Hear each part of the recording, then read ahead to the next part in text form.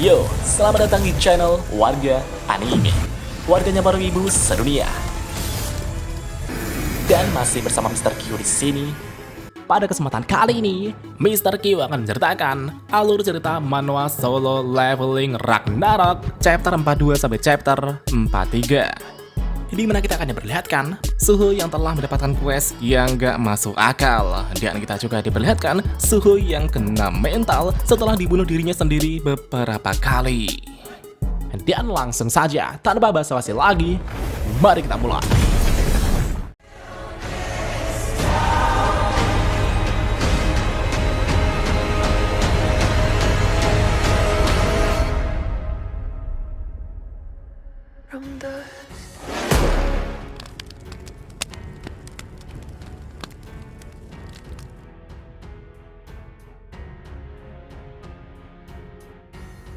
Setelah Suho berhasil mengalahkan Lee Min Sung yang dikendalikan oleh Park Do Jin, ia kemudian mendapatkan beberapa hadiah dari sistem.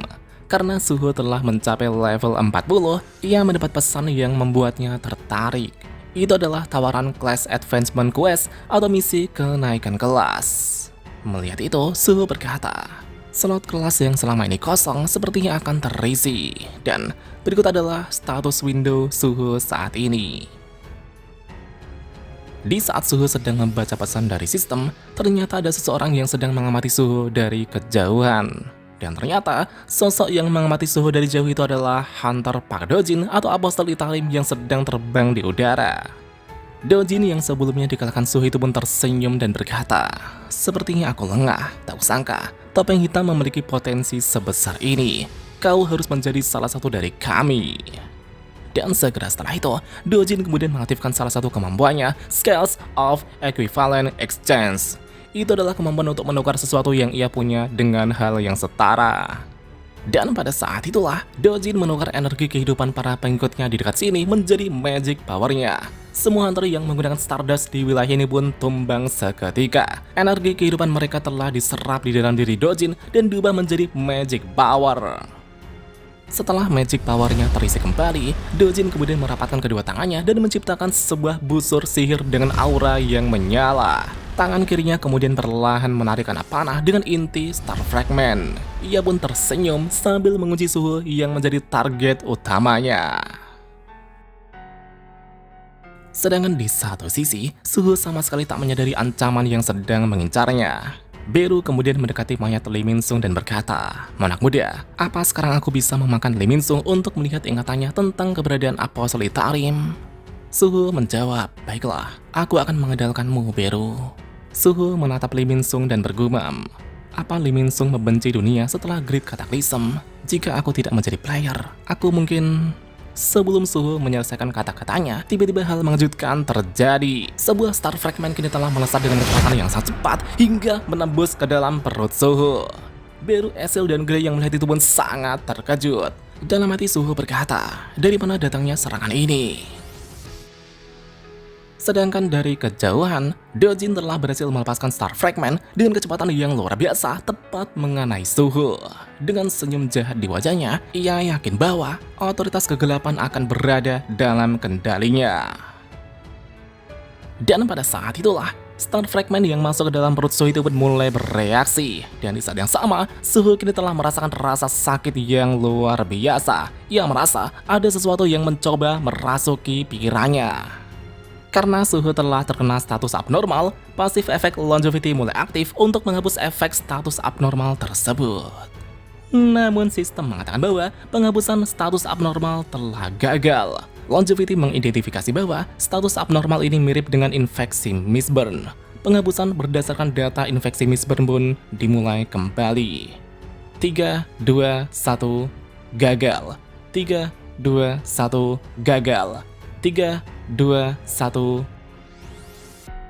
Melihat itu, Do Jin tersenyum dan berkata, dengan ini Authority of Darkness akan berada di tanganku.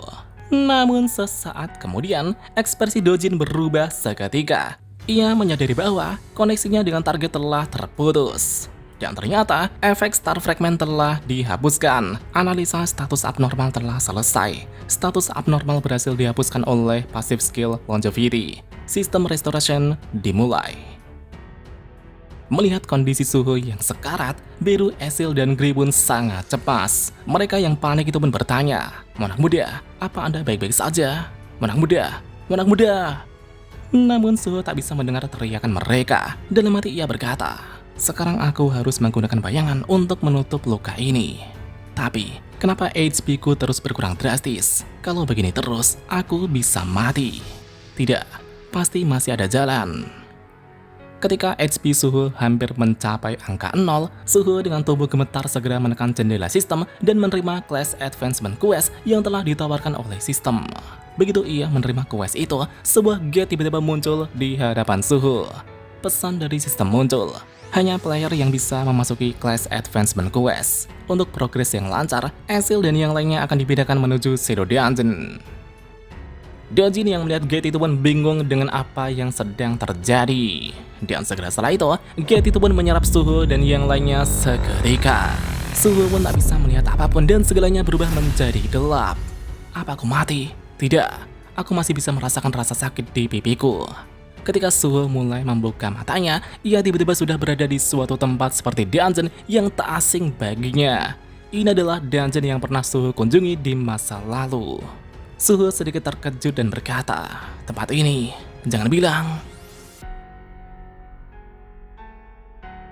Scene kemudian berpindah ke situasi Park Dojin yang tiba di bukit tempat pertarungannya dengan Suho sebelumnya. Ia kemudian berjalan mendekati mayat Lee Min-sung yang tergeletak di sana dan berkata, "Aku sudah tidak merasakan magic power mereka di sekitarku." Gate-nya tiba-tiba terbuka dan membawa si topeng hitam dan rekannya. Tapi kenapa dia tidak membawa Lee Min-sung? Apa itu artinya? Gate itu hanya digunakan untuk mengangkut rekan-rekannya?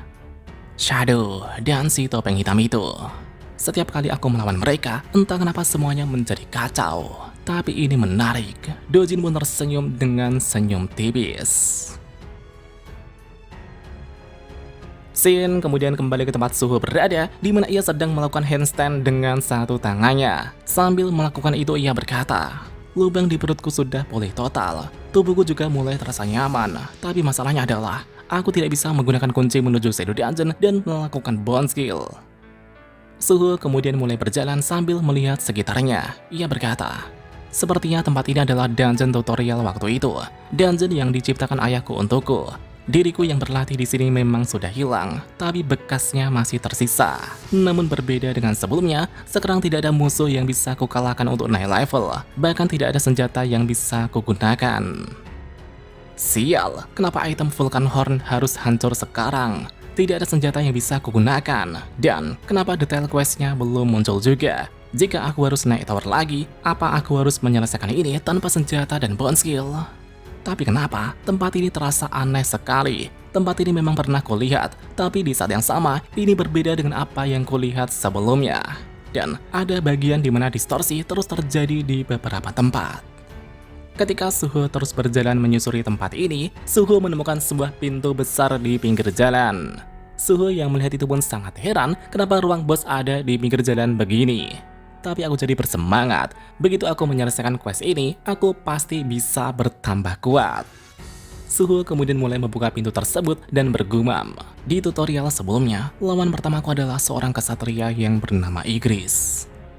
Setelah membuka pintu itu, Suho kemudian berjalan memasuki ruangan yang diselimuti kegelapan. Dari balik kegelapan itu, Suho melihat adanya sosok yang sedang duduk di singgasana di sana. Di saat sosok itu mulai berdiri, Suho tiba-tiba dibuat sangat terkejut. Dan ternyata, sosok itu adalah diri Suho saat menjalani tutorial di masa lalu. Melihat itu, Suho merinding dan berkata, "Jadi lawanku adalah diriku di masa lalu. Dulu bahkan aku bisa mengalahkan Beru saat dia masih dalam bentuk prime-nya. Ya, Beru yang mengerikan itu." Ketika Suho sedang memahami situasi, Suho KW yang ada di sana itu pun mulai mengepalkan tinjunya dan melepaskan auranya yang luar biasa. Bahkan saking kuat aura yang dilepaskan, lantai yang dibijakinya itu pun sampai hancur. Ia kemudian menatap Suho asli di hadapannya dan akan melepaskan serangannya. Merasakan tekanan aura yang sangat kuat itu, Suho pun sangat merinding sampai tak mampu bergerak. Dan tanpa Suho sadari, tubuhnya tiba-tiba sudah hancur lebur. Suho KW saat itu telah melesat dalam sekejap dan melepaskan tinjunya dengan sangat dahsyat. Bahkan saking dahsyatnya tinju itu, tubuh Suho sampai hancur tak tersisa. Beberapa saat kemudian, kita kemudian diperlihatkan 3 obor yang menyala di dinding, kini satu di antaranya telah padam. Dan pada saat itulah, Suho kembali respawn di titik pertamanya ia tiba di sini. Dengan wajah terengah-engah, Suho berkata, "Aku di mana? Apa aku respawn di sini setelah aku tewas? Jangan bilang, dalam quest ini, aku harus mengalahkan diriku di masa lalu. Apa itu mungkin?" Suho kemudian diam sejenak dan mencoba menenangkan dirinya kembali. Suho kemudian menyimpulkan bahwa sistem seharusnya membantuku berkembang. Jika quest ini menyuruhku mengalahkan apapun yang ada di dalam ruangan ini, maka pasti ada caranya. Tapi tidak seperti tutorial sebelumnya. Dungeon ini memiliki beberapa cabang. Mengingat seberapa aneh penempatan ruangan bos tadi itu, pasti ada pintu lainnya di suatu tempat. Suho kemudian mulai menyusuri dungeon ini lagi. Dan singkat cerita, Suho telah menemukan pintu ruangan bos lain yang berbeda dari sebelumnya. Ia kemudian langsung membuka pintu itu tanpa memikirkan apa yang ada di dalamnya. Karena apapun itu, ini tidak akan lebih buruk dibanding melawan dirinya di masa lalu itu. Namun ketika Suho melihat apa yang ada di dalam ruangan bos ini, ia melihat beberapa mainan yang berserakan. Di antara mainan yang berserakan itu, terlihat sosok bocil yang sedang asik bermain. Tapi tiba-tiba, bocah itu menoleh ke arah Suho dengan tatapan mengerikan. Melihat bocah itu, Suho pun sangat terkejut. Itu karena bocil yang ada di hadapannya itu adalah dirinya saat masih kecil. Dalam hati Suho berkata, "Dungeon macam apa ini? Apa sekarang aku harus melawan diriku yang masih bocil? Tak peduli apapun itu, tapi aku tidak akan tega untuk melawan anak kecil." Akan tetapi, itu bukanlah bocil sembarang bocil. Dia adalah Suho kecil yang sudah menguasai Ruler Authority sejak lahir. Dan benar saja, Suho saat ini telah melihat sesuatu yang gak masuk akal di hadapannya. Suho kecil kini telah menggunakan Ruler Authority dengan tingkatan yang sangat mengerikan. Ia melayang di udara sambil mengendalikan apapun di ruangan ini tanpa terkecuali. Bahkan saking kuatnya Ruler Authority yang digunakan, tubuh Suho sampai tak mampu bergerak sama sekali. Suho kecil kemudian mengulurkan jari telunjuknya ke arah leher Suho. Dengan satu gerakan tangannya, ia langsung mematahkan leher Suho dengan begitu mudahnya. Padangan Suho itu pun langsung redup seketika. Ia dibunuh tanpa sempat berbuat apa-apa. Setelah beberapa saat kemudian, Suho kini telah respawn kembali ke tempat yang sama seperti sebelumnya. Obor yang sebelumnya menyala, kini tersisa satu yang menyala. Dan sekarang, ekspresi Suho dipenuhi dengan ketakutan yang mendalam. Ia berusaha memahami apa yang sebenarnya terjadi. Ia tak menyangka dirinya dikalahkan hanya dengan begitu saja. Bagaimana mungkin diriku yang masih kecil dapat mematahkan leherku dan langsung membunuhku seketika? Sepertinya saat ini aku tidak akan bisa mengalahkan salah satu dari mereka. Bagaimana aku harus menyelesaikan quest ini? Tunggu dulu. Jika ini sama seperti di tutorial sebelumnya, seharusnya aku memiliki 3 nyawa yang ditandai oleh obor yang menyala. Tapi karena aku sudah mati 2 kali, apa itu berarti nyawaku tersisa 1 lagi? Namun di saat Suho melihat obor yang ada di sana, ia melihat sesuatu yang lebih mengejutkan.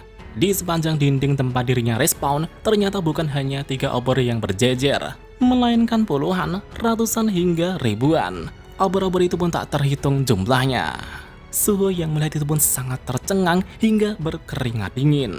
Dalam hati ia berkata, "Ini tidak masuk akal. Apakah semua obor-obor itu mewakili jumlah nyawa yang kumiliki? Apa ini hal bagus? Tapi kenapa tidak ada cara untuk menaikkan level di tempat ini?" Namun di antara obor-obor itu, tiba-tiba muncul sebuah distorsi. Pesan dari sistem muncul. Dikarenakan campur tangan dari sosok asing, telah terjadi sistem error. Kalahkan sosok di dalam ruangan sebelum Anda kehabisan nyawa. Anda tidak akan bisa meninggalkan dungeon sampai class advancement quest diselesaikan. Dan apakah yang akan terjadi berikutnya? Mari kita lanjut di part selanjutnya.